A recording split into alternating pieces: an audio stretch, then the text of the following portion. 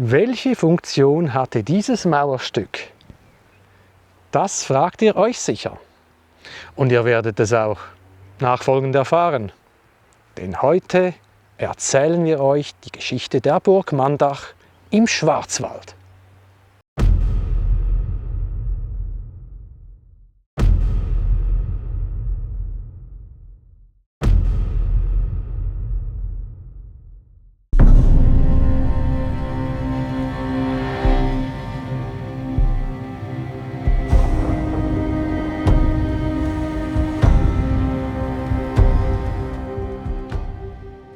Die Burganlage bei Riedern am Wald liegt gut versteckt und auf den ersten Blick ist nur noch wenig übrig.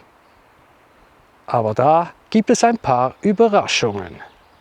So lasst uns eintreten in ihre Geschichte.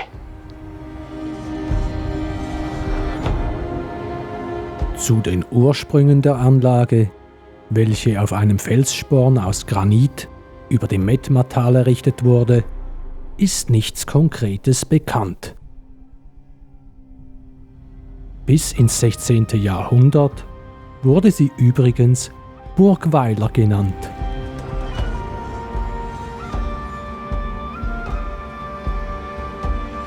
Möglicherweise war sie einst Sitz der Herren von Ühlingen.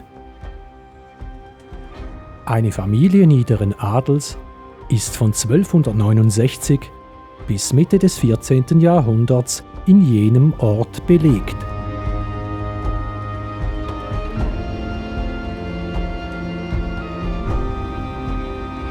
Interessanterweise gelangt die Burg in jenem Zeitraum in den Besitz der Herren von Erzingen. 1352 wird ein Heinrich von Erzingen in den Schriften erwähnt. Die Wehranlage bleibt bis zum Jahr 1470 im Besitz der Familie. In diesem Jahr verkaufen die Erzinger sie an Junker Lukas von Reischach. Die Reischacher stellten sich in dieser Zeit in den Dienst des Hauses Württemberg und wurden später in den Grafenstand erhoben. 1501 veräußert Lukas von Reischach die Burg Weiler an das Kloster St. Blasien.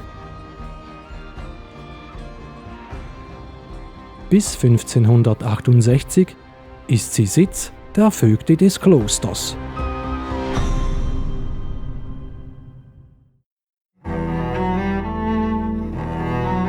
Wer den Ort aufsucht, findet auf den ersten Blick nur spärliche Überreste vor.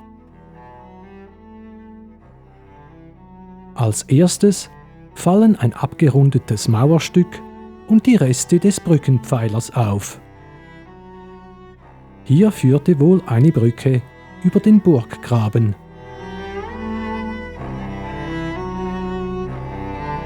Aufgrund der sich bietenden Szenerie geht man irrtümlicherweise von einer eher kleinen Burg aus.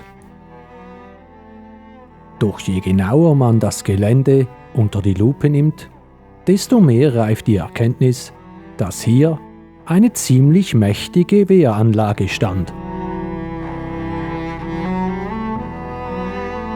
Hier und dort stößt man immer wieder auf noch sichtbare Mauerzüge. Und es schlummern wohl noch diverse mehr in der Erde. Auch ein Schacht lässt sich auf dem Gelände entdecken. Möglicherweise die Überreste einer Zisterne oder eines Sodbrunnens.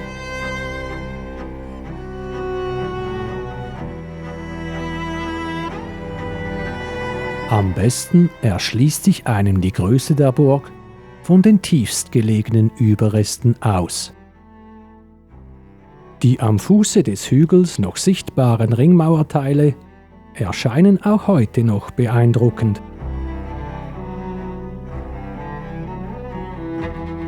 wobei die Wehranlage möglicherweise, wie in der Rekonstruktion von Wolfgang Braun dargestellt, noch über einen weiteren Mauerring und eine Vorburg verfügte und die Gesamtanlage bis hinunter zur Mettmar reichte.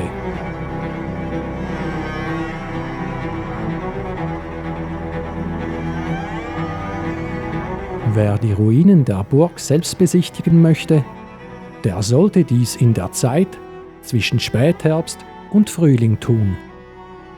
Doch nur sofern kein Schnee liegt.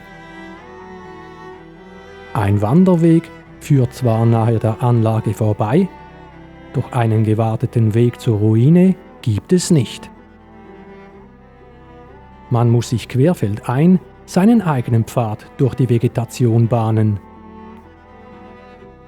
Gutes Schuhwerk und Trittsicherheit sind bei der Erkundung unbedingt erforderlich.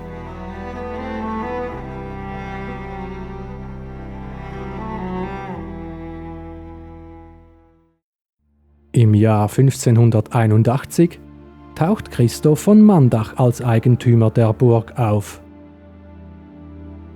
Er war Obervogt des Markgrafen von Baden in Ettingen.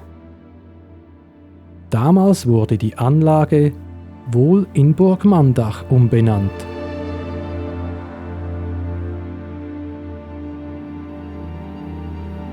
Die Stammburg der Mandacher, von welcher leider keine Überreste mehr zu sehen sind, stand bei Regensberg im heutigen Kanton Zürich. In einer Illustration in der Stumpfchronik von 1548 ist die Burg noch als Ruine dargestellt.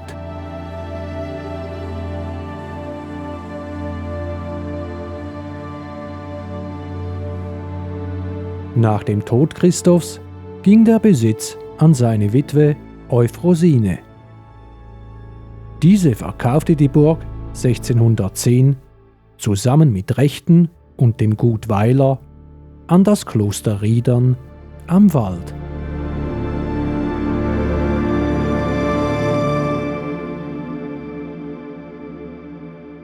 Da das Kloster keine Verwendung für die Burganlage hatte, verfiel sie zusehends und irgendwann bemächtigte sich die Natur ihrer wieder.